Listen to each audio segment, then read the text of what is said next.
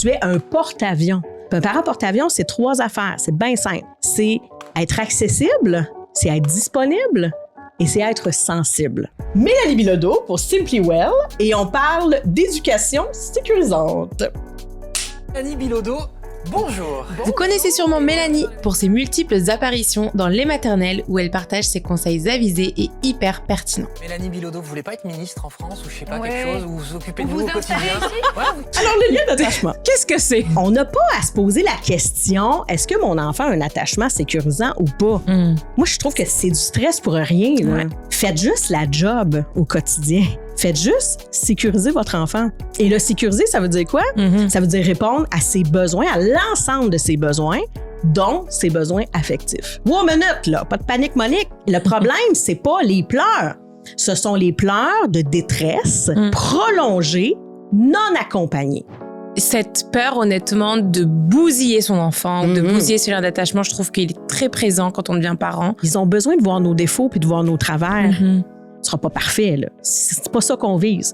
On vise juste à faire un petit peu mieux, mettons. Ouais. Comment est-ce qu'on fait si notre enfant il fait une crise de colère? Les enfants, ça teste les limites. Les enfants, c'est ça leur boulot. Les enfants ont besoin qu'on lui mette des limites qui vont être claires, qui vont être connues d'avance et qui vont être... Wow! On finit l'année en beauté avec cet épisode et cet invité exceptionnel. Mais avant de vous laisser avec Mélanie Bilodeau, je voulais vous remercier du fond du cœur d'avoir été présent chaque semaine et de l'être encore pour écouter nos invités en or. Si vous voulez nous faire un beau cadeau de fin d'année, likez cet épisode, partagez-le et laissez-nous 5 étoiles sur la plateforme audio de votre choix. Activez aussi les notifications pour savoir dès qu'un nouvel épisode sort. Ça ne coûte rien et pourtant c'est un cadeau extrêmement précieux pour nous. Toute l'équipe de Bien-être Simple vous souhaite de merveilleuses fêtes en famille et surtout dans la bienveillance avec soi et avec les autres. Prenez soin de vous et je vous dis à l'année prochaine.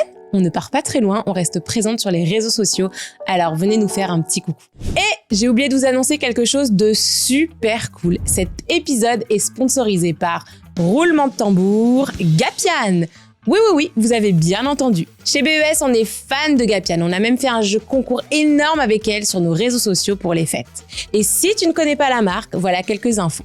Gapian, c'est une marque créée par 4 femmes pour les femmes et elles redéfinissent complètement le bien-être intime en France.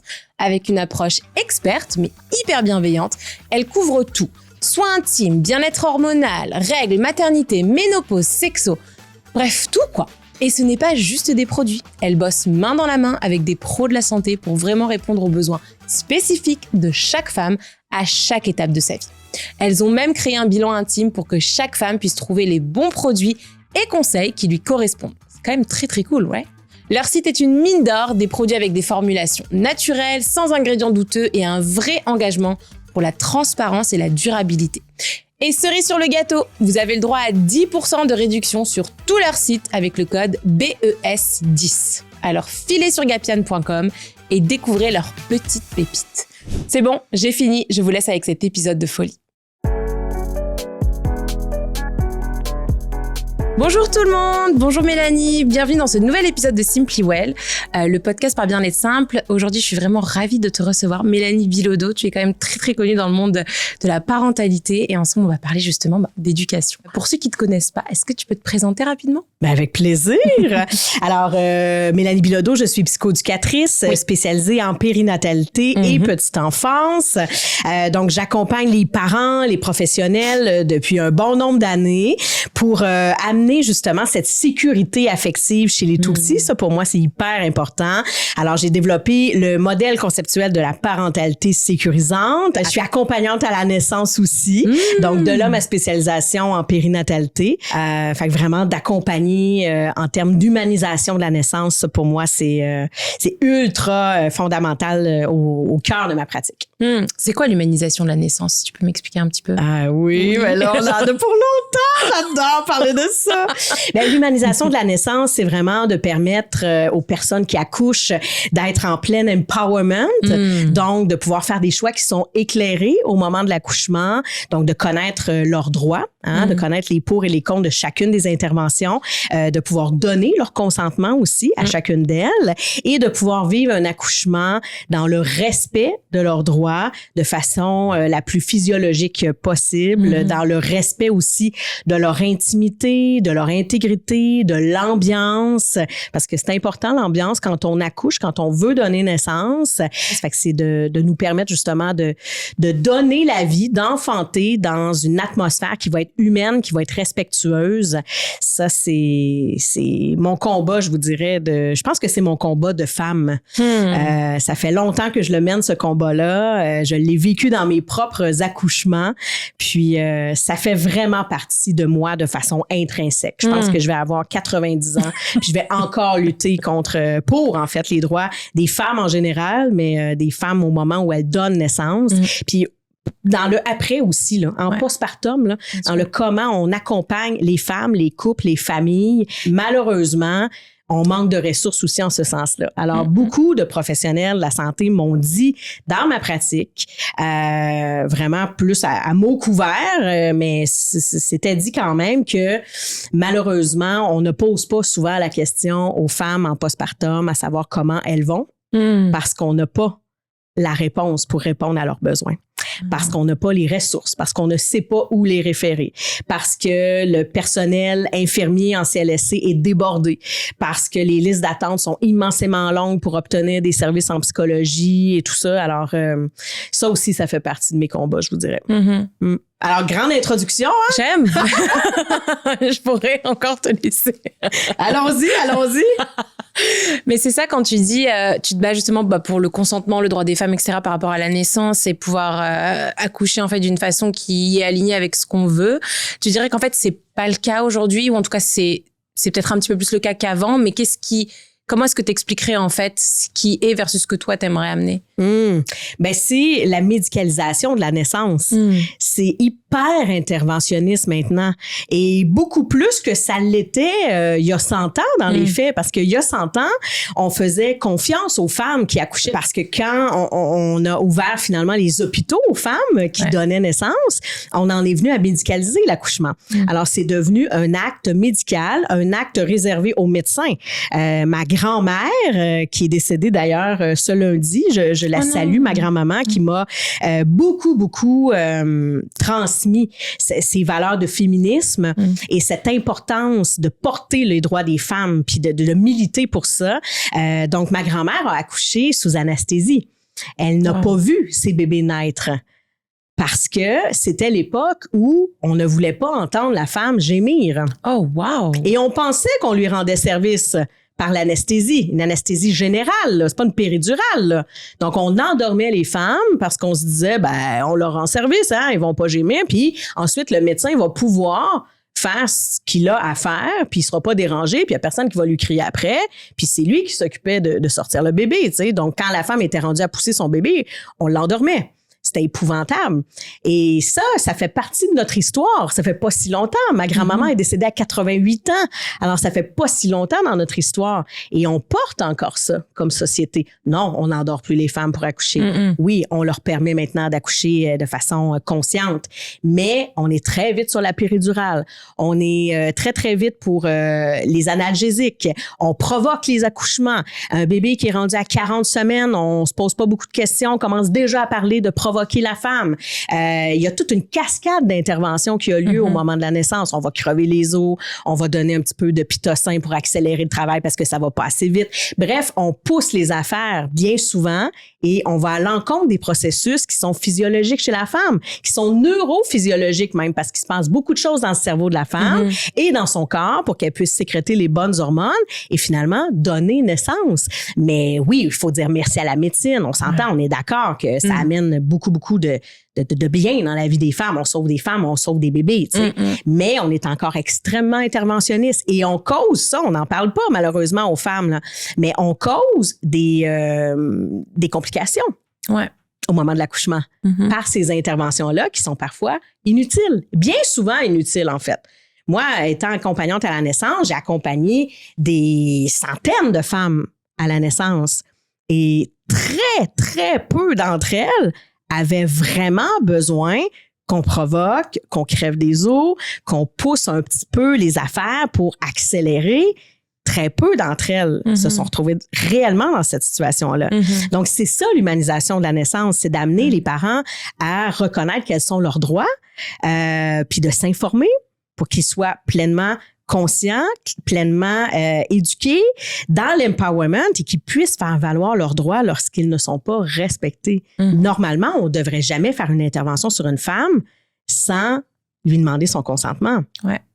C'est inacceptable. Ouais. Puis, partez-moi pas sur le sujet des violences obstétricales et gynécologiques. Là. Je veux dire, j'en ai pour des heures. Là.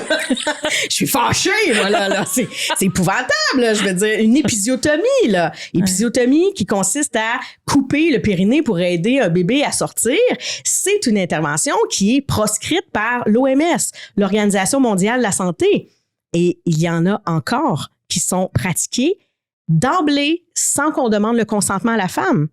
Et ça va vite, là. Un petit scalpel, c'est réglé sur un périnée, là. La femme n'a jamais donné son consentement. Je l'ai vu de mes yeux, de mes propres yeux dans un accouchement. C'est épouvantable. Il faut dénoncer ça. Mais si les parents sont au courant, c'est ça. Ben, ils vont être plus alertes. Le ou la partenaire va être plus vigilant et va poser des questions. Pourquoi on le fait?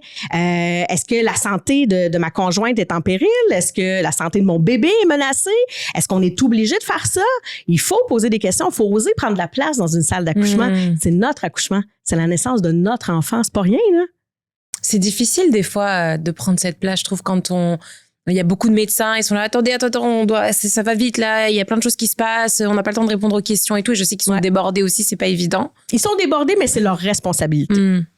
Puis j'ai travaillé avec des infirmières et des médecins extraordinaires qui avaient une approche tellement chaleureuse, tellement bienveillante dans le respect des gens qui donnent naissance, qui prenaient le temps d'informer, de dire, écoutez, on va faire telle intervention, juste de dire, Sharon, là, écoute, je vais insérer mes doigts dans ton vagin, je dois aller regarder, est-ce que ton col a enflé, est-ce que...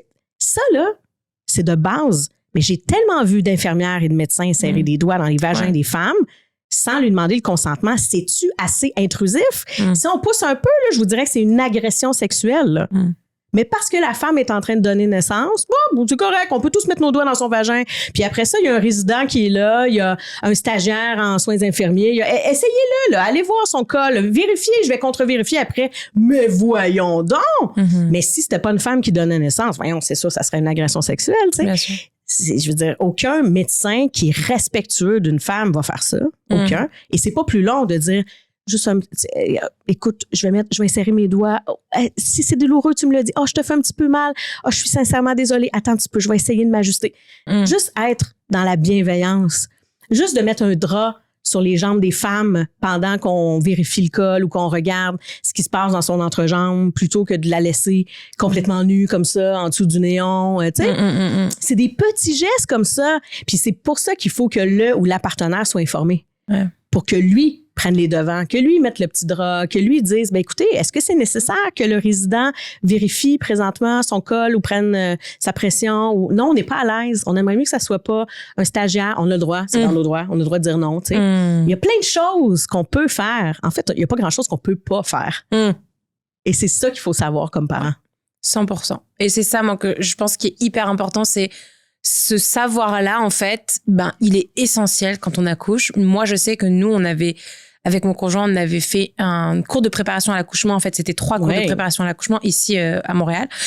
Et j'avais appris tellement de choses. Et quand j'ai appris tout ça et que je me suis rendu compte que, en fait, vaut mieux marcher et pour que la gravité aide, justement. Et il faut être en mouvement et pas juste rester allongé.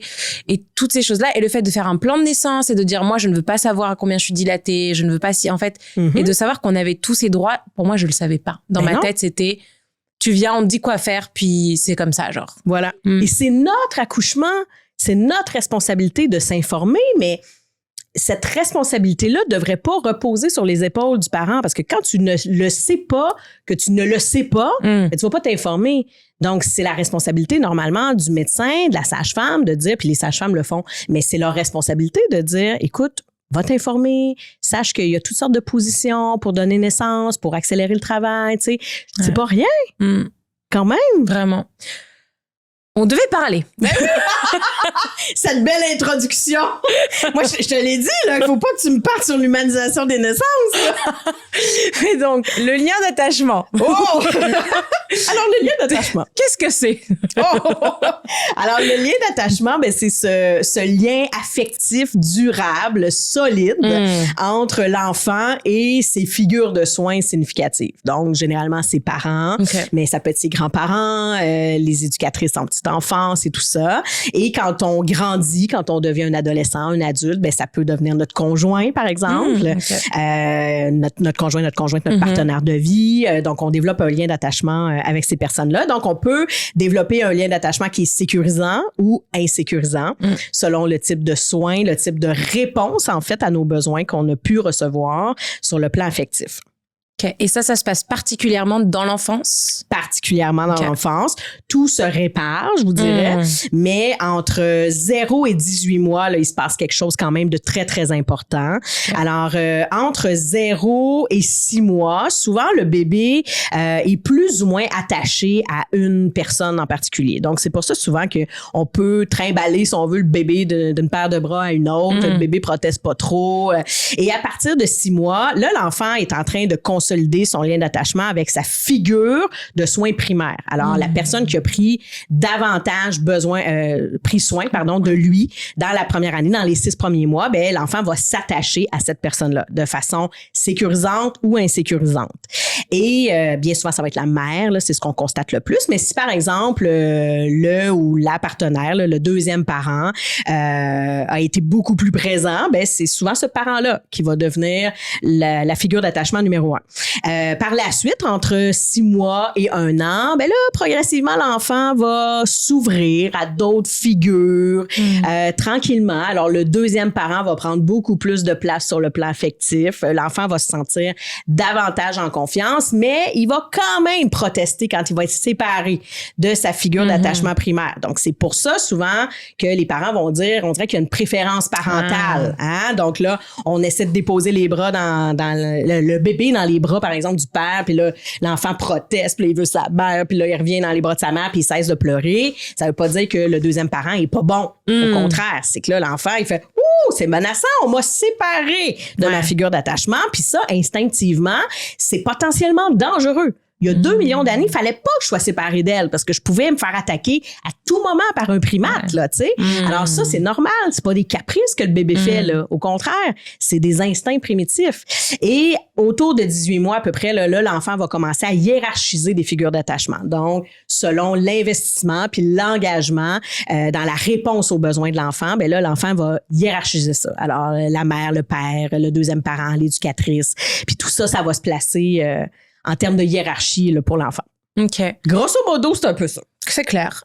Très mais clair. Écoute, il y en a beaucoup à dire sur le sujet, là. Mais comment est-ce qu'on sait que le lien d'attachement, est-ce qu'on attend jusqu'à 18, enfin, comment est-ce qu'on sait, en fait, que notre enfant, il a développé un lien d'attachement sécurisant? À partir de quel âge on peut voir ça? Est-ce que, par exemple, s'il y a 3-4 ans, l'enfant, il est encore très accroché à sa mère, est-ce que ça veut dire quelque chose ou c'est normal? C'est normal d'être accroché à notre parent. Ça, c'est un comportement d'attachement. Alors, le comportement d'attachement, là, il va servir à me réguler comme enfant. Donc, quand je vis des grandes émotions, je vais faire quoi? Ben, je vais manifester des comportements d'attachement pour que mon parent revienne vers moi. Quand j'ai besoin d'être rassurée, hein, quand c'est potentiellement dangereux autour de moi, quand je suis séparée de mon parent, hein, c'est potentiellement dangereux ça aussi, ben nécessairement, je vais manifester des comportements d'attachement, je vais demander à ce que mon parent revienne vers moi. Et aussi pour ma survie. Alors, les comportements d'attachement, ben ça se manifeste comment? Oui, par des pleurs, mais ça peut être par des sourires aussi. Tu sais, le jeune bébé, on rentre dans sa chambre, puis on dit, ben voyons, il pleurait il y a 2 secondes, il a les yeux encore pleins d'eau, mais là, il me regarde, puis il tient ses petits barreaux de berceau, puis il fait « Ah! » Puis il sourit, puis là, on se dit, OK, mais quel caprice. Il essaie de me manipuler, mais non, c'est pas ça. C'est un comportement d'attachement. C'est que ce bébé-là, il fait « Ah, maman, papa, quand je te souris, tu me souris aussi. » Donc, ça te garde près de moi et ça, pour moi, c'est sécurisant. Comportement d'attachement, c'est le bébé aussi qui s'agrippe, le bébé ou le jeune enfant qui s'agrippe à son parent. Ça aussi, c'est un comportement d'attachement. Alors, tout ça, ça parle d'un attachement qui est sécurisant bien souvent. Alors, pas parce que l'enfant est collé, par exemple, sur sa mère, que ça veut dire qu'un attachement est sécurisant. Au contraire, c'est que son parent est sécurisant. Alors, on n'a pas à se poser la question, est-ce que mon enfant a un attachement sécurisant ou pas? Moi, je trouve que c'est du stress pour rien, là, de se dire, oh mon Dieu, est-ce que j'ai bousillé le lien d'attachement de mon enfant? Ouais.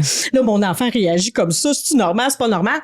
Faites juste la job au quotidien. Faites juste sécuriser votre enfant.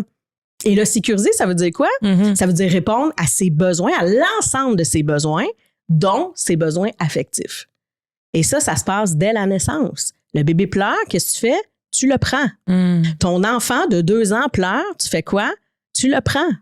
Ou tu t'installes à côté de lui s'il veut pas que tu le prennes. Tu lui montres que tu es là. Tu es un porte-avions. Un porte-avions, qu'est-ce que c'est?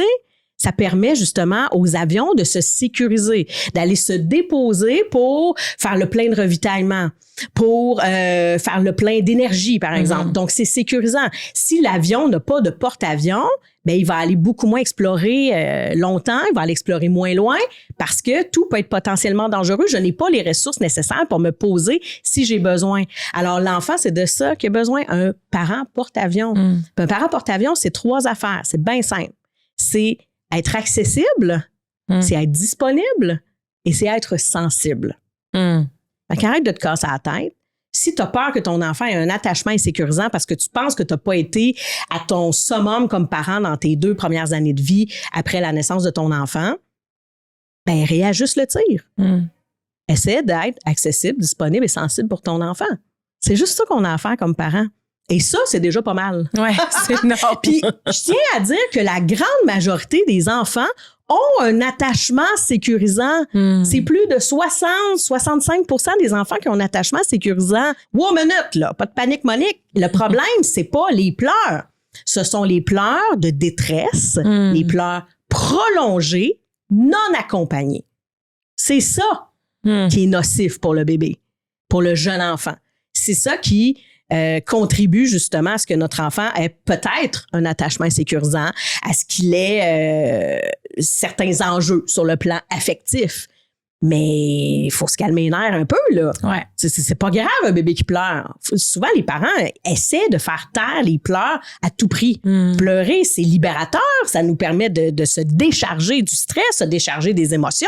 Ça libère des toxines. On veut encourager nos enfants à pleurer. On veut pas faire taire ces pleurs-là. Mais ce qu'on veut, c'est les accompagner. Ouais. Mais je trouve que c'est tellement important, ce que tu dis. Cette peur, honnêtement, de bousiller son enfant, de bousiller ce lien d'attachement, je trouve qu'il est très présent quand on devient parent. À chaque chose qu'on fait ou qu'on fait pas, ou une journée, on était un petit peu plus sur les nerfs, irritable, genre, j'ai pas de temps, là, j'ai juste besoin de 2 secondes pour moi, etc. Et ben, l'impression d'avoir bousillé, en fait, son équilibre. Mais ce que tu racontes, Sharon, là, c'est être un être humain. Ouais. Et ça bousille pas un enfant. C'est la récurrence de nos interventions et la récurrence de nos interactions au quotidien qui construisent un enfant. Alors, si la grande majorité de tes interactions et de tes interventions sont positives, c'est pas la fin du monde que tu l'échappes un soir parce que tu es fatiguée, parce que tu es impatiente, parce que tu as levé le ton, parce que tu as pogné les nerfs. C'est pas ça qui va bousiller ton enfant. L'enfant, là, plus tard, là, il va se souvenir du sentiment d'injustice. C'est de ça qu'il va se souvenir. Alors, si tu as essayé de réparer, ça veut dire aller voir ton enfant, reconnaître ce que tu lui as fait vivre. C'est pas juste lui dire « je m'excuse ». Tu as crié, il a eu peur. Tu l'as vu dans ses yeux. On a tous vécu ça un jour comme parents, moi aussi. Là. J'ai 3 enfants, j'ai déjà levé le ton, puis j'ai vu la peur dans les yeux de mes enfants, puis j'ai fait « oh, mais qu'est-ce que je viens de faire là? » On le sait tout de suite, puis on s'en coupable. On dit « oh Dieu, je l'ai bousillé! » Ta job, c'est d'aller récupérer en disant à l'enfant comment tu t'es senti. T'as eu peur, hein? Je l'ai vu dans tes yeux. Je comprends. Veux-tu m'en parler? Raconte-moi comment tu t'es senti. C'est ça l'empathie. C'est d'aller réparer aussi. Et réparer en écoutant puis en accueillant ce que l'enfant a vécu à cause de nous. Puis ensuite, ben, c'est de prendre un engagement puis de dire à l'enfant pas juste « je ne le ferai plus ». Non, on le sait que tu vas le refaire, ça va encore arriver. Être impatient, pogner les nerfs, ça arrive. Mais c'est de dire à l'enfant, voici ce que je m'engage à faire envers toi et envers moi pour que ça n'arrive plus. Je suis pas parfaite. Peut-être que ça va arriver encore, mais je veux pas que ça arrive. Voici ce que je vais faire. Là, j'ai recommencé à courir. Alors ça m'aide beaucoup. Quand je vais courir, ça m'aide. Je reviens à la maison, je suis plus patiente. Je vais recommencer. J'avais arrêté depuis un moment. Ou, moi, je voyais une psychologue avant, ça me faisait beaucoup de bien. Je vais recommencer à aller la voir. Tu sais, c'est de prendre un engagement envers ton enfant puis lui expliquer concrètement ce que tu vas faire. Ça peut être aussi banal que de dire, la prochaine fois, au lieu de crier comme ça, je vais sortir. Si tu me vois dehors, c'est parce que je suis très fâchée. Viens pas me déranger. Mais c'est ça, tu sais, faut arrêter là, d'avoir peur. Là. Le problème, c'est l'injustice. C'est quand tu te retrouves à 30, 40 ans, puis je suis convaincue là, que les gens qui nous écoutent en ce moment vont dire « Ah ouais, moi aussi, j'ai déjà vécu ça. » Quand tu te retrouves à 30, 40 ans, puis tu repenses à des situations de ton enfance, les moments où tu en veux le plus à tes parents, c'est pas le moment où ils ont pogné un nerf. C'est le moment où tu as vécu une injustice qui n'a pas été reconnue et qui n'a pas été réparée. C'est là qu'on en veut le plus à nos parents. Moi, j'ai accompagné des gens qui ont vécu toutes sortes d'enjeux dans leur vie. Avant d'être en clinique, à ma clinique, j'ai travaillé avec des clientèles, entre autres, en négligence parentale et tout ça. Puis, tu sais, des gens qui ont vécu des grands traumas, là, des gens qui ont vécu des abus sexuels, la violence et qui n'en veulent pas à leurs parents aujourd'hui. Puis, quand j'avais 20 ans puis que je pratiquais, je me disais, mais comment ils peuvent avoir encore un lien avec leurs parents puis ne pas leur en vouloir. Mais avec le temps, j'ai compris que c'est parce que ces parents-là avaient réparé. Ces parents-là avaient reconnu, donc de dire, c'est dégueulasse ce que je t'ai fait vivre. C'est épouvantable la violence que je t'ai imposée à toi, à ta mère, à tes frères. J'en suis sincèrement désolée. Puis je t'entends, puis j'écoute ta souffrance, puis je prends l'engagement d'essayer d'être un meilleur parent aujourd'hui. Je pourrais pas réparer ce que j'ai fait dans le passé, mais j'essaie d'être mieux aujourd'hui. Et ces gens-là ont des bons liens aujourd'hui. Puis je me dis, wow! Ben, c'est là que j'ai compris que c'est le sentiment d'injustice. Il y a des gens qui disent, moi, je veux plus rien savoir de mes parents, j'ai coupé les ponts. Ben, ça part d'un sentiment d'injustice. C'est parce qu'on n'a pas été accueillis. Il n'y a pas eu d'empathie. Il n'y a personne qui nous a dit, c'est vrai, ce que tu as vécu, c'est légitime. Tu as le droit de te sentir en colère, tu as le droit de m'en vouloir. C'est vrai que c'était pas juste que je te fasse vivre ça. Puis des fois, c'est pour des choses qu'on peut voir, vu de l'extérieur, qu'on peut voir complètement banales. Dire, ben voyons, tu sais, il y avait l'impression qu'elle aimait plus mon frère que moi. Mais c'est une souffrance qui est là, qui n'a jamais été reconnue. Fait que c'est ça qu'on a à faire comme parents avec nos enfants. C'est de reconnaître ce qu'on leur fait vivre. Tu sais, je suis désolée, j'ai pas été là cette semaine, tu t'es ennuyé de moi. Veux-tu m'en parler? Tu sais? Ouais. C'est très puissant, je trouve. Ce que tu dis des parents qui ont fait vivre des atrocités et qui le reconnaissent et qui sont vraiment ouverts à reconnaître cette erreur-là et à dire je suis là aujourd'hui si tu as besoin. Et je trouve que c'est en fait ça enlève pas l'horreur, mais ça amène le côté justement comme tu disais humain. Et je trouve que quand on est enfant, on idéalise beaucoup ses parents, on a l'impression que c'est des dieux. Et puis quand on grandit, on se rend compte qu'en fait non, ils sont comme nous. Et des fois, cette espèce de réalisation, elle est difficile à avaler. Puis tu vois, tu parles de cette idéalisation. Je pense que des fois, comme adultes qui devenons parents, en tout cas, moi, j'ai vécu ça, on se met beaucoup de pression parce qu'on a idéalisé nos parents. Alors moi, je me rappelle que quand je suis devenue une mère, j'avais l'impression que j'étais pas à la hauteur de ce que ma mère accomplissait. Puis pourtant, j'ai pas eu la meilleure mère du monde. Dans les faits, aujourd'hui, j'ai même plus de lien avec elle, tu sais. Mais à l'époque, quand j'étais enfant, on manquait pas de nourriture, la maison était toujours propre, on mangeait bien, ma mère travaillait.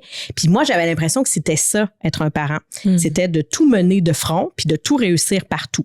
Aujourd'hui, avec mes yeux d'adulte, je le vois bien que ma mère réussissait pas tout, puis qu'elle souffrait là-dedans, puis qu'elle avait ses enjeux, mais ma perception d'enfant, c'était ça. Parce qu'elle se montrait pas faible, elle pleurait pas devant nous, elle nous nommait pas comment elle se sentait.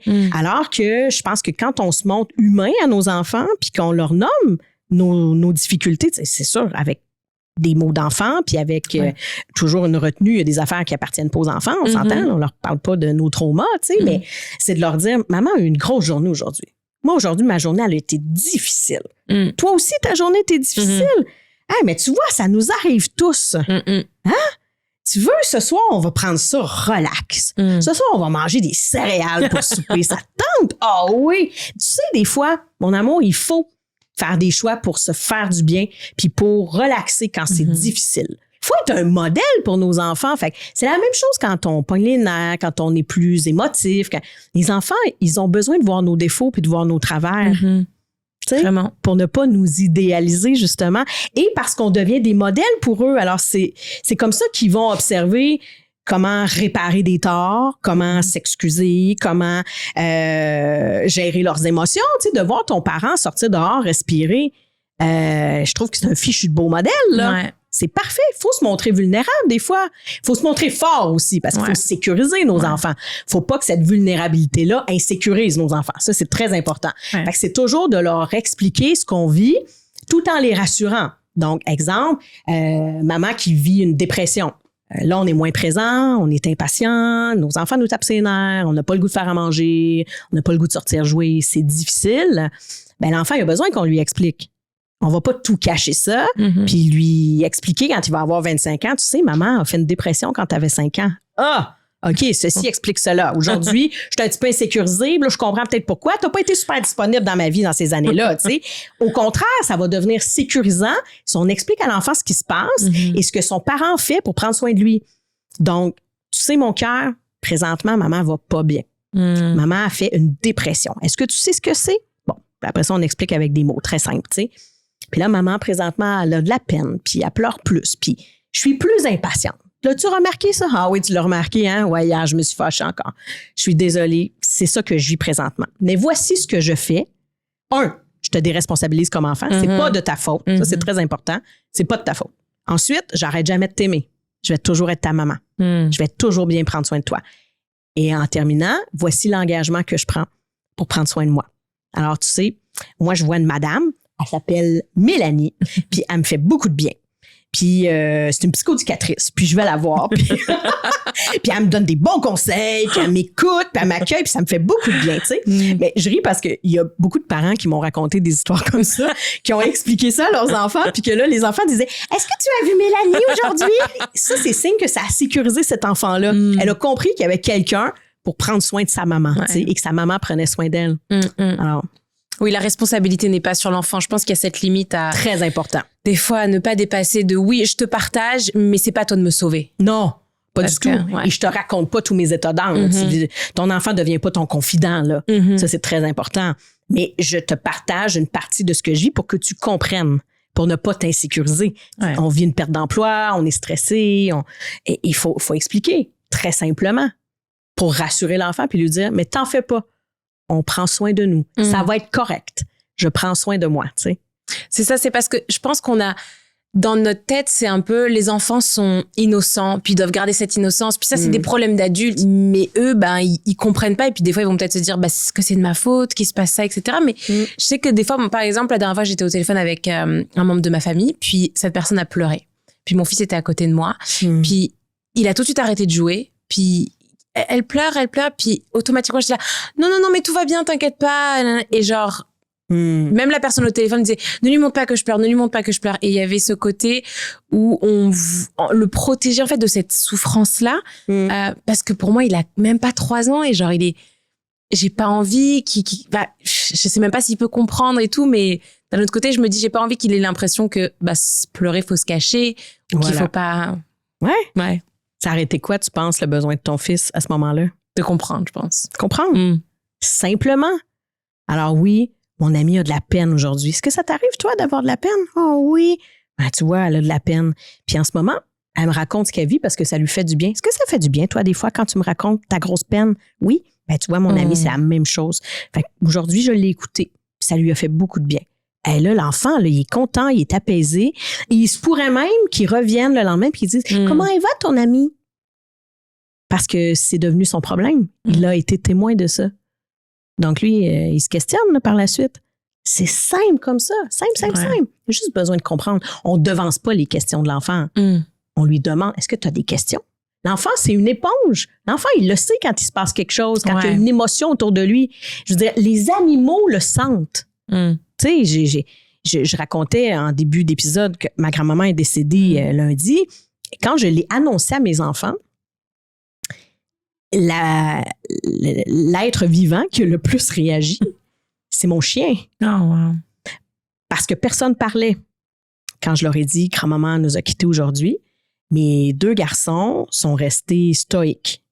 Ils parlaient plus. J'en avais un qui regardait le plancher. Mais c'est le chien là, qui a commencé à s'exciter. Là. Il sentait là, la tension dans l'air. Là. Il s'est dit, oh, il y a quelque chose ici. Là.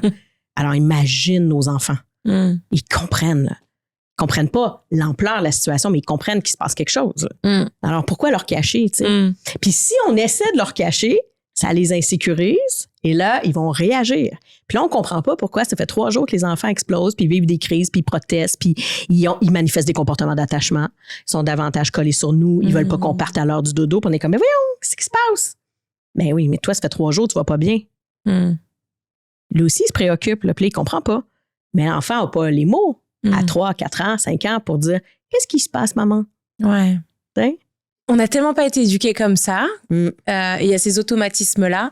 Mais genre, à quel point, justement, toute cette éducation-là, elle a changé au fil des années. On est passé vraiment de où on ne nommait aucune émotion à aujourd'hui leur demander comment ça va, nous exprimer nos émotions, etc. Aussi, en tant que parent, quand on n'a pas l'habitude d'exprimer ses émotions, comment est-ce qu'on peut aider, justement, nos enfants? Ouais.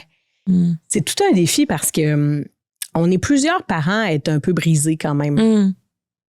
Puis je pense, entre autres, aux auditeurs de la France. Ça fait pas si longtemps que la fessée, c'est pas légal. Ouais. Hein? Moi, quand je me rappelle, en 2017, je pense, j'étais en France, puis j'animais une causerie et les parents, la moitié des parents qui étaient là me disaient « Ah, mais nous, une bonne gifle... ça replace les choses, là, tu sais. Et moi, j'étais sidérée d'entendre ça, alors qu'ici au Québec, ça fait très longtemps qu'on ne le fait plus, en tout cas, la plupart. Fait que, tu sais, ça tend, là, vraiment à diminuer. C'est-à-dire que les nouveaux parents, pour la plupart, n'ont pas grandi avec cette violence physique nécessairement, mais il y a une violence psychologique qui est très présente. La violence éducative ordinaire, c'est très présent. Ça l'est moins, mais ça l'est encore. Donc, on est plusieurs parents à avoir grandi dans l'humiliation, dans les menaces, dans les cris. Fait qu'en se construisant comme ça, c'est sûr que c'est difficile aujourd'hui de transmettre à nos enfants cette bienveillance qu'on n'a pas reçue.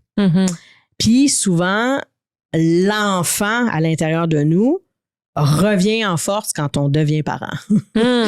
Moi, je me suis entendue très souvent parler comme mes parents, malgré moi, dire des choses que je m'étais juré que je dirais pas, ou de prendre un ton que je m'étais juré que je prendrais jamais, et de m'entendre.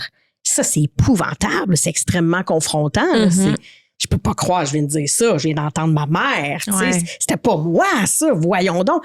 On a une responsabilité, comme parents, d'assumer, de reconnaître d'abord ce qu'on a vécu, c'est important. Je pense qu'il faut se donner de l'amour puis de l'autocompassion puis se dire, je suis désolée que tu aies vécu ça. Maintenant, tu es une adulte, qu'est-ce que tu fais avec ça? Est-ce que tu demeures brisé ou tu essaies de te réparer? Fait que va consulter, lis des ouvrages, fais de la méditation, fais quelque chose. C'est notre responsabilité comme parents. Là. Moi, là, entendre un parent dire, ben là, moi, regarde, j'ai été élevé de même, fait que c'est de même, c'est de même. Non, ben non. Ben non, tu as choisi là, de donner la vie, tu as une responsabilité. Tu ne seras pas parfait. Là. C'est pas ça qu'on vise. On vise juste à faire un petit peu mieux, mettons. Hein? Puis essayer de réparer ce qui est brisé à l'intérieur de nous. Ça se répare un cerveau, là. Parce que c'est ça, dans les faits, là. Nos systèmes d'alarme dans notre cerveau, ils s'activent à pas grand-chose. Puis c'est comme les petits-enfants entre 0 et 7 ans. Leur cerveau est extrêmement immature, donc leur système d'alarme dans le cerveau s'active facilement. Et ça devient surréactif lorsque l'enfant vit des situations de stress comme ça puis qu'on l'accompagne pas. Accompagner, ça veut dire être là, disponible, accessible, sensible. C'est juste ça, tu sais. Donc, si on n'offre pas ça à l'enfant, cette sécurisation-là, ben l'enfant devient hyper vigilant. Donc, gère moins le stress, gère moins ses émotions en grandissant et on est beaucoup de parents aujourd'hui à avoir grandi comme ça. Ouais. Donc, on se déclenche beaucoup plus facilement. Et je le constate quand je vais en France. Je trouve que les parents en France se déclenchent 10 fois plus vite que nous autres. Ouais, vraiment. C'est incroyable. Vous aimez ça, vous tapez sur la gueule. Ça n'a pas de bon sens. J'ai enregistré tu connais Benjamin Muller en France? Non. De la Maison des maternelles. Oui, bien sûr. journaliste, Ouais. bon, c'est ça. J'ai enregistré un podcast avec lui il y a pas longtemps, puis c'est exactement ce qu'il disait. Il dit, on est constamment en train de se taper sur la gueule, de se crier après, de se menacer, de se mépriser. Fait que c'est ça, je pense que comme parents, c'est notre responsabilité d'essayer de guérir de ça. Puis c'est peut-être le travail de toute une vie. Moi, je suis persuadée que j'ai été une bien meilleure mère à mon 3e enfant qu'à mon premier. Je m'excuse encore à ma grande fille de 20 ans aujourd'hui de lui dire, je suis désolée. T'as été mon brouillon. La première crêpe. La première crêpe, j'adore! Oh, je retiens ça. Moi, je dis tout le temps, t'as été mon brouillon. La première crêpe. C'est fabuleux, je te la vole. Je peux? J'adore. Elle est tout le temps dégueulasse, la première crêpe. Hein? La première crêpe. Mais c'est ça, tu sais. Souvent, je lui dis ça.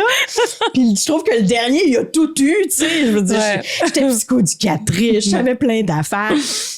Mais somme toute, je lui ai quand même donné le meilleur de moi-même à ce moment-là. Ouais. Dans ce que je savais, dans ce que je pouvais. J'avais pas tous ces outils-là dans mon coffre. Puis, somme toute, elle s'en sort bien quand même aujourd'hui, tu sais. Ouais. Mais je suis convaincue que c'est parce que j'ai essayé de réparer ce que j'ai pas pu lui donner par moment. En lui disant, je suis désolée, je le sais que ton frère a fait du cododo avec moi puis que t'aurais aimé en faire. Puis je t'ai dit non. Mais puis à l'époque, je sais pas si on avait autant d'informations aussi sur les bienfaits du cododo. Non. Si on n'a pas l'information, on sait pas non plus. Et puis on fait avec ce qu'on avait à l'époque aussi. Donc, oui, voilà, c'est ça. Ouais. C'est ça. Puis ça fait pas si longtemps, là, quand même. Ça fait seulement 20 ans dans les faits. Puis, tu sais, moi, je suis de l'époque, c'est épouvantable ce que je vais te dire. J'ai l'impression d'avoir 75 ans. Ma fille est allée à la pouponnière quand j'ai accouché à l'hôpital. Ah, OK. Tu sais, c'est quoi la pouponnière? Ben, c'est genre là, on laisse les bébés, en fait. C'est-à-dire qu'ils restent pas avec nous c'est et ça. on les. Ouais. C'est épouvantable. Épouvantable. Séparer un bébé de sa mère. C'est atroce, là. Là, il faut que tu ailles en hypnose, quelque chose. Il faut que tu répares ça. Tu as été séparé de moi. C'est sûr que ça t'a bousillé. C'est pas de ma faute, tu sais. Mais c'était le système, tu sais. Moi, j'ai demandé à avoir mon bébé avec moi. Puis on m'a regardé avec des yeux comme un extraterrestre. Elle me dit, ben voyons, madame, envoyez votre bébé à pouponnière. Vous allez dormir. On va se reposer. Voyons, ça n'a aucun sens, tu sais. Aujourd'hui, on fait plus ça, une chance. Mais c'est pour dire que, c'est ça, oui, les pratiques changent quand même. Vraiment. Et alors justement, il y a beaucoup la parentalité positive, c'est ça? Ouais, c'est ça. Ouais. La parentalité positive et ben évidemment, il y a souvent des personnes qui sont pas forcément prêts à ce changement ou qui ont l'impression que ça veut dire ne plus mettre de limites à ses enfants, les laisser faire ce qu'ils veulent, etc., etc. Est-ce qu'on peut un petit peu démystifier ça et voilà, mettre en avant à quel point les limites sont importantes, mais c'est juste de les mettre d'une façon différente. Comment est-ce qu'on peut mettre les limites quand il y a des crises, quand il y a des colères, Bon. C'est pour ça, moi, maintenant que je parle de parentalité sécurisante. Tu sais, dans les faits, c'est la même affaire. Bon, on est d'accord sur le fond.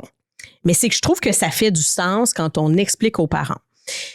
Parentalité positive, effectivement, que ça a été beaucoup compris, puis encore aujourd'hui, ça a été beaucoup compris comme étant ne plus mettre de limites, comme tu disais, être très permissif. C'est du laxisme, en fait. Alors que ce n'est pas ça. Ça vient vraiment des anglo-saxons, là. C'est positive parenting. C'est de là que ça vient. Donc, d'offrir des limites à un enfant dans un cadre qui est chaleureux, qui est empathique et qui reconnaît ce que l'enfant vit. C'est ça, dans le fond, la parentalité positive.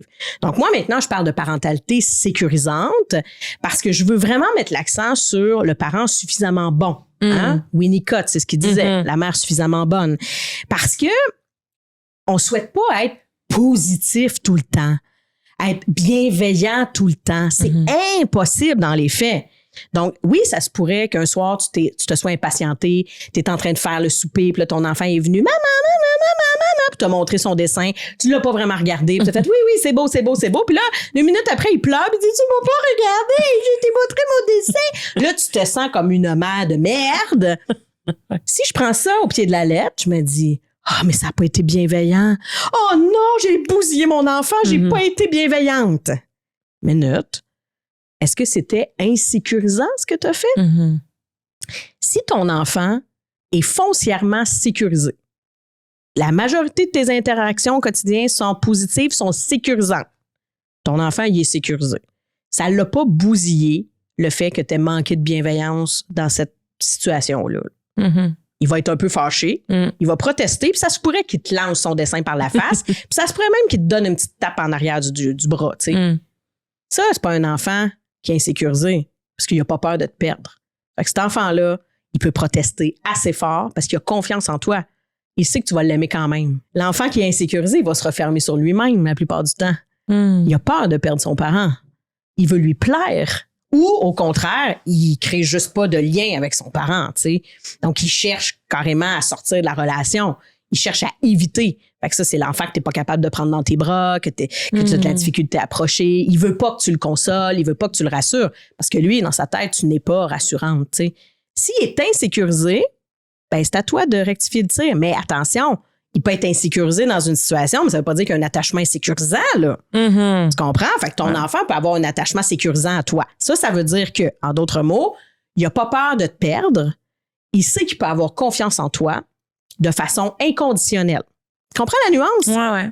Et si, par exemple, un enfant, il est particulièrement proche d'un de ses deux parents, mais qu'il est pas du tout proche de l'autre, ou en tout cas, qu'il veut absolument pas l'autre parent. Est-ce que ça veut dire qu'il a un attachement qui est moins sécurisant avec ce parent-là, ou enfin le lien est moins fort, ou simplement qu'il a juste besoin d'être avec son parent qu'il sécurise le plus? Mais là, ça dépend. Est-ce qu'on est dans une situation où l'enfant a une certaine préférence?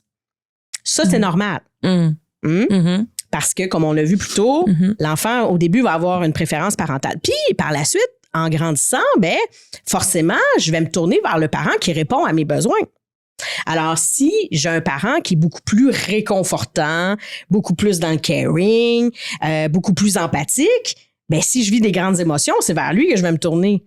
Et à l'inverse, si j'ai un parent qui est beaucoup plus dans le jeu, dans le plaisir, dans l'exploration, dans l'ouverture sur le monde, qui favorise l'autonomie, ben c'est vers ce parent-là que je vais aller si je veux m'amuser, puis si je veux monter à l'envers dans le glissade au parc, là, tu sais.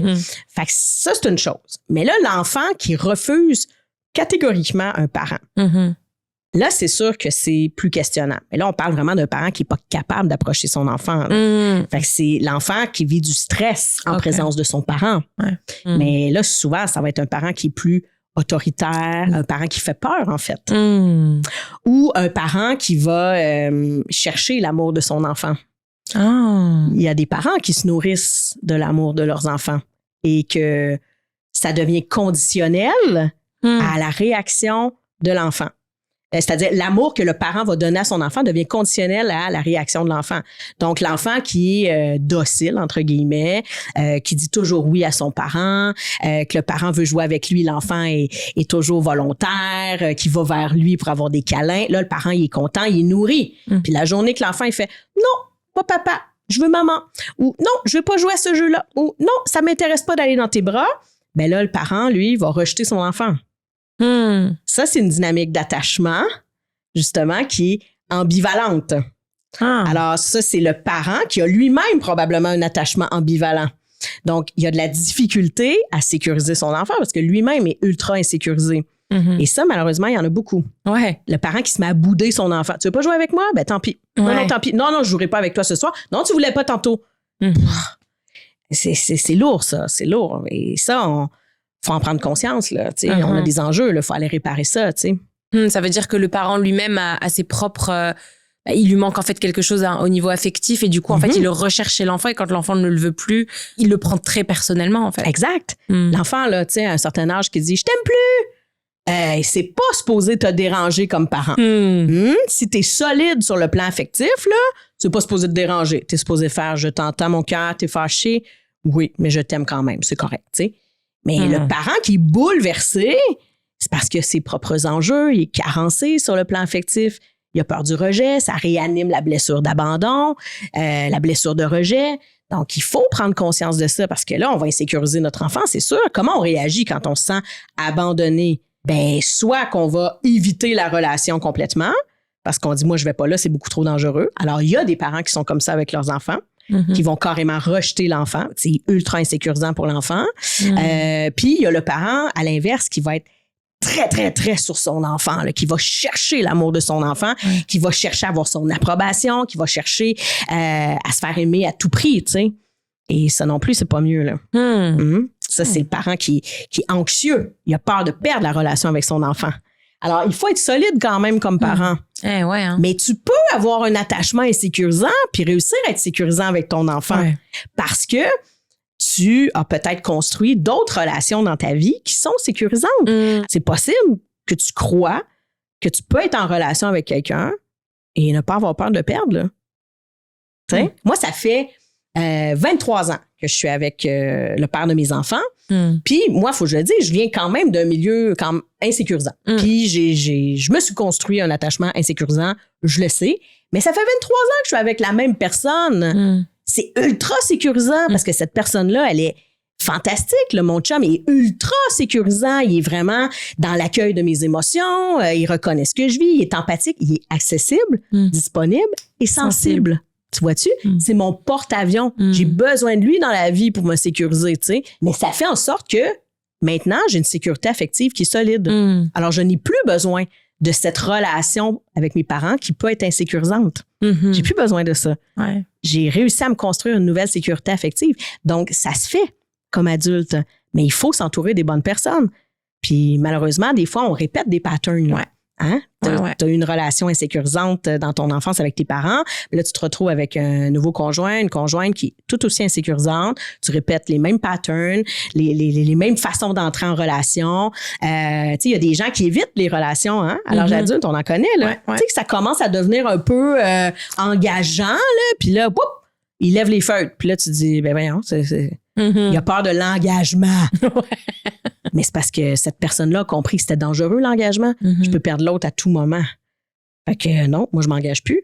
Puis il y en a d'autres que c'est le contraire, là. Ils vont d'un côté, ils vont de l'autre. Fait qu'une journée, ils veulent, l'autre journée, ils veulent plus. Une journée, ils veulent, une journée, ils veulent plus. Puis quand l'autre devient ultra sécurisant, justement, tu sais, empathique, sensible, ben là, il fait quoi? Il repousse. Je vais tester la relation. Moi, je suis habituée, comme enfant, de me faire rejeter à certains moments. Fait que je vais tester ma relation. Fait que cette personne-là qui a l'air vraiment sécurisante, je sais pas, peut-être qu'elle pourrait repartir. Fait que le moment qu'elle va être vraiment agréable avec moi, je vais devenir vraiment, vraiment désagréable. Ça, c'est un bel attachement anxieux résistant. Fait que je veux, mais je veux pas, je veux pas, je sais plus, tu sais. Ouais. C'est ça. Est-ce qu'on a tous besoin d'un porte-avions, du coup? On a tous besoin d'un porte-avions. C'est essentiel. OK. Essentiel. Fait que ça peut être n'importe qui dans ta vie, mais t'en as besoin. C'est sécurisant. Et l'enfant, dès la naissance, a besoin de ce porte-avions-là pour se construire une confiance en lui aussi. Et alors, comment est-ce qu'on fait si notre enfant il fait une crise de colère, on est à bout et que on... Ça arrive, ça? Mais qu'on veut mettre les limites, on veut dire, OK, là, tu vas trop loin, on veut faire ça bien. Ouais. On veut pas le mettre au coin, par exemple. On n'a pas envie de le laisser seul dans une pièce. Ouais.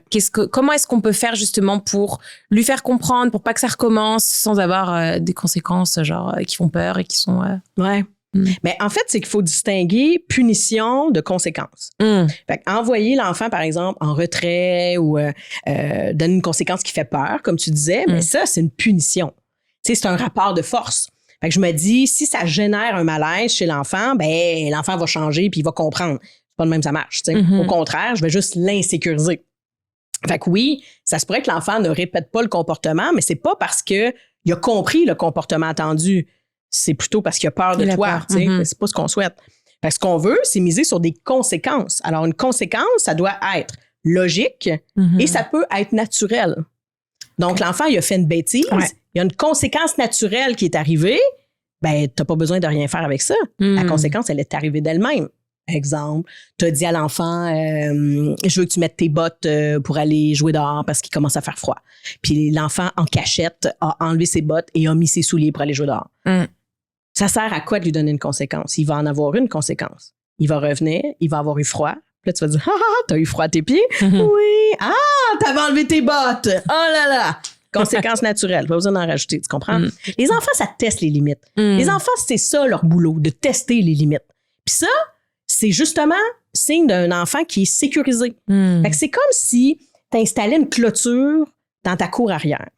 Ta clôture, elle est là pour sécuriser ton enfant. On s'entend? Sur le plan physique, entre autres. Fait que l'enfant, là, il y a deux choix. Si tu ne mets pas de clôture, ben soit qu'il va partir, explorer le grand monde, puis il va donc bien être content parce qu'il n'y a pas de clôture, puis il va faire ce qu'il veut. Mais, à un moment donné, il va vivre des embûches. Il va arriver face à face avec un gros chien, ça va lui faire peur, il va revenir en courant, il va dire « J'aurais pas dû y aller tout seul ». Conséquence naturelle. L'autre façon de réagir à un enfant qui n'a pas de clôture, c'est-à-dire qu'il n'y a pas de cadre, ben c'est qu'il va rester collé contre toi. Il va avoir peur d'aller explorer parce que c'est dangereux. Moi, si je vais dans le cours, il y a un gros chien qui peut arriver à tout moment. Donc, je vais plus explorer. Donc, ça nuit à l'autonomie puis à l'exploration de l'enfant et éventuellement à son indépendance. Donc, cette clôture-là, c'est de la sécurité affective. Alors, ça veut dire que l'enfant a besoin qu'on lui mette des limites qui vont être claires, qui vont être connues d'avance, qui vont être constantes, qui vont être cohérentes, qui vont être conséquentes et qui vont être cohésives. Ça, c'est les 6 C. Wow! Que j'explique dans mon livre « Soyez l'expert de votre tout petit ». Alors, tant que ça s'est mis en place, notre enfant, il est sécurisé. Mais une journée, l'enfant, il va monter dans la clôture. Et là, il va shaker la clôture. Fait que ça veut dire qu'il respecte plus rien, il suit plus les règles, et tout ce que tu lui demandes, c'est non, il proteste, il négocie. T'es comme, ben voyons, qu'est-ce qu'il y a ces temps-ci? Ça allait bien, on n'a jamais mangé dans le salon en 4 ans. Veux-tu me dire pourquoi qu'aujourd'hui, il me fait une crise manger dans le salon, tu sais? Ben, il teste la limite. Probablement parce qu'en ce moment, dans sa vie, il perd le contrôle sur quelque chose. Donc, il est peut-être insécurisé. Fait qu'il va faire quoi? Il va chercher à reprendre du contrôle pour se sécuriser. Donc, il va tester les limites qui sont claires puis qui sont normalement sécurisantes à la maison. Fait en d'autres mots, je vais monter dans ma clôture puis je vais aller la shaker. Est-ce que cette clôture-là, elle est solide? Puis est-ce qu'elle va tomber? Donc, j'ai besoin que mon parent reste constant puis qu'il mette en place la même limite que d'habitude. Alors, si d'habitude, c'était non pour manger dans le salon, bien, c'est encore non ce soir, même si l'enfant proteste, crie, lance des affaires. Parce que là, il est dans une période qui est insécurisée. Fait que si en plus, je dis oui, puis je m'assouplis sur toutes les règles, ben là, j'augmente son insécurité parce qu'il dit, ben voyons donc, d'habitude, ma clôture est plus solide que ça. Pourquoi aujourd'hui, mes parents sont pas solides? Alors, l'enfant, c'est de ça qu'il a besoin. Il va toujours se tourner vers son parent dans une situation d'insécurité, vers son porte-avions. Oui. Il faut mettre des limites à un enfant. Si on ne met pas de limites, ça a l'effet contraire de ce qu'on veut atteindre. Ça l'insécurise. Ouais, les routines aussi. Qu'ils sachent que le soir, ben, on fait ça, le bain, la lecture, etc. pour aller ensuite se coucher. Ben oui. Ouais. Oui. Pour qu'ils s'attendent. C'est très sécurisant, les routines. On aime ça. Mais tu sais, il faut être flexible aussi. Oui. Hein, tu sais, on a le droit là, de s'assouplir et de dire, ben, là, ce soir, la routine de dodo est un peu différente. C'est correct. Mais il faut savoir s'adapter à notre enfant aussi. Ouais. Il y a des enfants qui n'aiment pas qu'on bouge trop la routine. Puis c'est correct. Tu sais, des fois, on se dit, ben là, il est rigide un peu. Ben, il y a des adultes qui sont comme ça. Tu sais, fait que pourquoi on essaierait de changer ça? Il faudrait peut-être qu'ils s'assouplissent. Mais peut-être que toi, t'es pas de type rigide dans la vie. Fait que là, ça te confronte. Parce que tu dis, ben, je voudrais pas qu'il devienne rigide. Mais lui, ça le sécurise. Yeah. Tu peux me parler un petit peu de ton dernier livre, là, le livre sur l'alimentation avec les enfants? Ouais.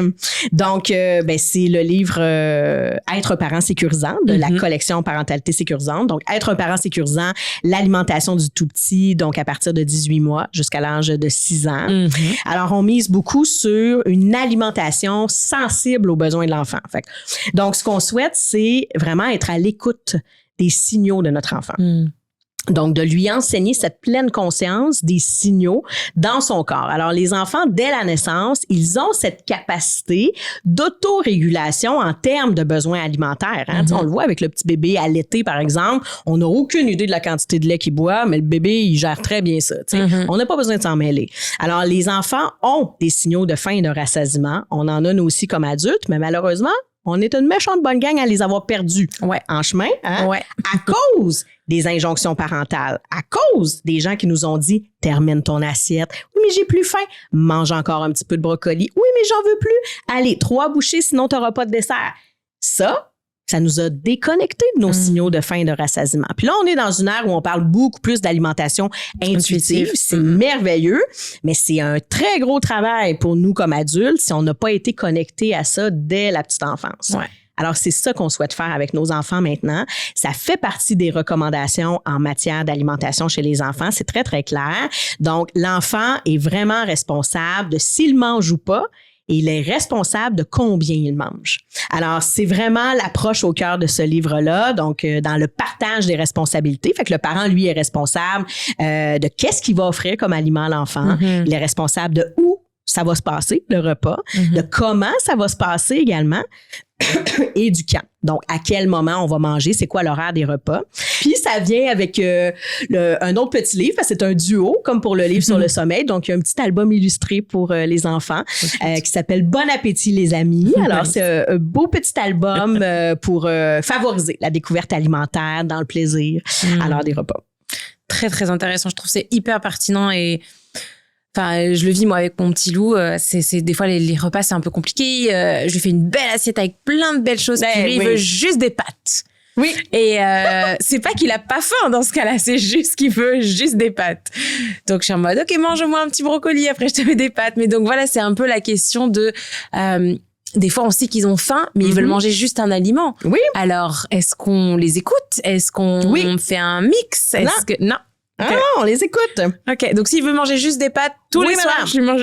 Oui, ben écoute, là, c'est bien confrontant, là, ce que je vous dis. Mais dans les faits, le parent est responsable du quoi? C'est-à-dire de qu'est-ce qu'il va offrir comme aliment à l'enfant. Donc, si toi, tu présentes pas de pâtes, ben, l'enfant ne va pas manger de pâtes. Tu comprends? C'est pas lui qui fait le menu, c'est toi. Fait que s'il dit, je veux manger des pâtes, ben c'est à toi de décider si c'est ça qui est au menu ou pas. Tu comprends? Mais s'il y a des pâtes sur ton menu et du brocoli, ben l'enfant a tout à fait le droit de manger juste des pâtes. Mais s'il n'y a pas de pâtes au menu, mais que lui, il sait que les pâtes, ça existe et qu'il demande quand même les pâtes. Tant pis. Ça fait partie de la limite comme parent. C'est moi qui décide, c'est ma responsabilité. Donc, je reconnais ce que l'enfant vit. Ah, je comprends, t'aurais aimé ça manger des pâtes. C'est vrai, hein? C'est bon des pâtes, moi aussi, j'aime ça des pâtes. Ce soir, c'est pas ça au menu, mais on en refera cette semaine. Ce soir, c'est pas ça. Et là, ça se peut qu'il proteste, ça se peut qu'il se lance par terre, ça se peut... C'est notre job, on accueille ça. Je comprends que t'es fâché. Faut surtout pas céder à ça. Puis dire, ben, je vais lui faire des pâtes pour petit cœur, il va faire une crise.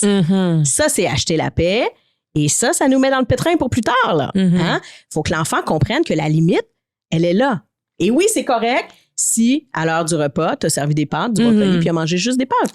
L'idée, c'est de l'exposer au brocoli. Plus tu vas mettre de la pression sur le brocoli, plus tu vas lui dire que le brocoli est extraordinaire, moins il va avoir le goût de le manger. Ça, c'est clairement démontré. Plus on vante les mérites d'un aliment en lui disant « ça va te rendre fort ». On me disait ça. T'as-tu connu Popeye, toi? Ouais, c'est épouvantable. On me disait ça quand j'étais petite. Mange tes épinards. C'était-tu mauvais en plus? C'était des épinards en canne avec un Popeye dessus. C'était mauvais, là. C'était épouvantable. Moi, aujourd'hui, j'adore les épinards. À l'époque, j'haïssais ça, là. Puis dans mon temps, moi, tous les légumes étaient bouillis. C'était tellement dégueu, là. Tu sais, un brocoli trop cuit, là. C'était ça, là, tu sais. Alors, plus tu vas dire à l'enfant, c'est extraordinaire, moins l'enfant va vouloir y goûter parce qu'il va se dire, il y a anguille sous roche. Pourquoi elle ne me vend pas les mérites de la tarte au sucre? Je vais prendre la tarte au sucre, s'il vous plaît. Tu sais? Alors, l'idée, c'est neutraliser les aliments. C'est de ne pas hiérarchiser. Fait que tu passes pas de commentaires sur les mérites de la carotte versus les mérites du morceau de gâteau au chocolat. On s'en fout. C'est de la nourriture. Si je te le propose parce que je considère que c'est de la bonne nourriture pour toi, c'est moi qui décide du menu. Puis ensuite, toi, tu décides de ce que tu vas manger dans mon menu, tu sais. Alors, on continue d'exposer. On va pas éviter de présenter l'épinard à l'enfant parce qu'on dit, il aime pas ça, j'y en donnerai pas. Non, tu le présentes. C'est lui qui décide si tu le mets dans sa bouche ou pas. Puis, on lui permet de jouer avec aussi. On veut tellement pas que les enfants jouent dans la nourriture, le gaspillage. Bon, là, je comprends. Faut quand même mettre des limites par rapport à ça aussi. Là, c'est pas le party dans la grosse panne de macaroni, là. Mais de permettre à l'enfant, si un petit bol, par exemple, à côté de lui, un petit bol pour cracher. Donc, si l'enfant met quelque chose en bouche, puis j'ai pas aimé la texture, j'ai le droit de le recracher. Mais ça, je vais le mettre dans mon petit bol à côté. Mais ensuite, j'ai le droit là de reprendre un brocoli dans mon assiette, puis de l'écraser entre mes doigts, de voir c'est quoi la texture. Et là, parle-lui à ton enfant, qu'est-ce que tu sens entre tes doigts? C'est mou! Oui, c'est mou. Ça pue! Tu trouves que ça pue? Ça se peut. Moi, je trouve que ça sent bon, mais tu as le droit de trouver que ça pue. Mais ça, c'est de l'exploration. Et ensuite, l'enfant va prendre ce petit morceau de brocoli foiré, puis va le mettre dans son petit bol peut-être à côté ou laisser dans son assiette. Et un jour, il va peut-être le porter à sa bouche. Tu lui dis bravo, c'est merveilleux. Mais en fait, je dis ça, mais tu vas pas lui dire bravo, tu te le dis dans ta tête. Tu lui dis pas à lui, parce que là, je te mets de la pression. OK. Hein? Je passe pas de commentaires, en fait, sur ce que tu mets dans ton assiette, sur ce que tu manges, sur ce que tu manges pas. Puis ça, c'est tout un défi. Ouais. Moi, la première, j'ai bien de la difficulté à pas passer de commentaires. Tu sais, il goûte au chou de Bruxelles, là, j'ai bien de la misère à pas dire « Ah, t'as goûté au chou de Bruxelles! » J'ai donc bien le goût de dire que c'est fantastique puis de sortir la mascarade, mais tu sais, je vais lui mettre de la pression si je fais ça. Parce qu'il fait « Ah, ouais, j'ai goûté, mais mettons que demain, j'en mange pas. » Là, elle va me dire « Ah, t'en as mangé hier, t'aimais ça, pourquoi aujourd'hui, t'en manges pas? » Tu dis rien. Il n'y en a pas de stress à table. À table, on est dans le plaisir. C'est tout. Beaucoup de choses à déconstruire. Je vais acheter ton livre, Mélanie. Je sais que c'est confrontant. Qu'est-ce que tu aimerais dire à tous les parents qui nous écoutent? Oh, wow. J'aimerais leur dire, entourez-vous de gens qui ont des valeurs similaires aux vôtres. On est à se construire comme parents, qu'on soit à notre premier, à notre deuxième, notre troisième, peu importe, on se construit tout le temps comme parents.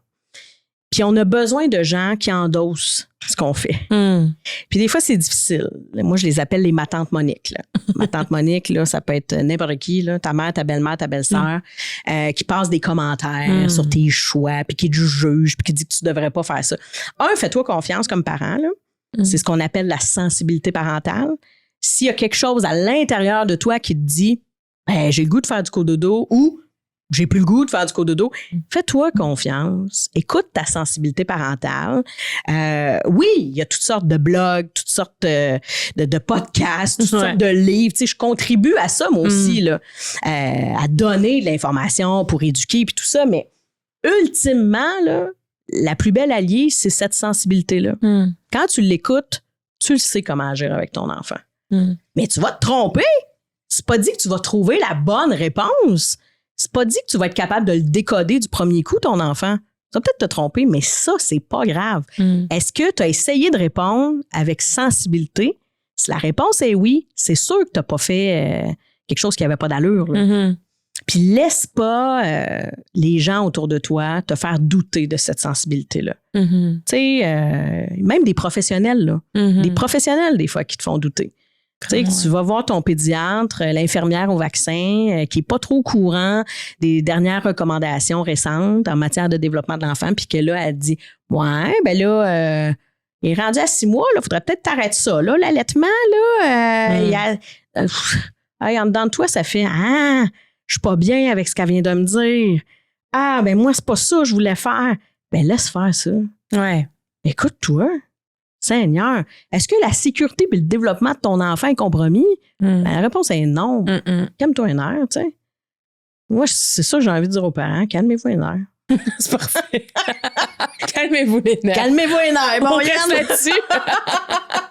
On se laisse là-dessus. Calmez-vous un air.